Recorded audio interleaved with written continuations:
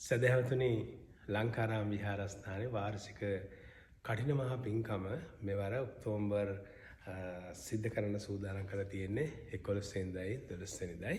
ඉතින් 11 වෙනිදා හැන්දෑවේ 5 මාරේ සිට රාත්‍රී 8 වගේ කාලය දක්වා ආශිර්වාද පූජා, ඒ වගේ මහා පිරිත් දේශනාව දේශනා කරන අනතුරුව විශේෂයෙන් මතක් කරන්න ඕන 12 වෙනිදා උදෑසන 10 විතරනකොට අපි කඨින පෙරහැර, ඒ වගේම කඨින චීවර පූජාව, දානමය පින්කම, ආශිර්වාද පිරිත් දේශනාව, ඒ වගේම පැමිණෙන හැම දිනාටම දහවල් ලංකාව විදිහට කඨින පින්කම අවසන් වුණාම ඔයත්න දහවල් ආහාර ලබා දීම ආදී කටයුතු සිද්ධ වෙනවා. ඉතින් දන්න කෙනා හැමෝටම සිහිපත් කරලා ඔයත්නගේ පන්සල ලංකාරාම විහාරස්ථානයේ දන්න හැමෝටම සඳහන් කරලා සියලු ජාතීන් සියලු ආගමික බැතිමතුන් ඒකට අත්වල බැඳගෙන මේ කඨින පින්කම ලස්සනට සිද්ධ කරගන්න, ඔබට පින් සිද්ධ කරගන්න, ඔබට ආශිර්වාද ලබා ගන්න පැමිණෙන්න කියලා මම ආරාධනා කරනවා. හැම දිනාටම තෙරුවන්ගේ සරණයි.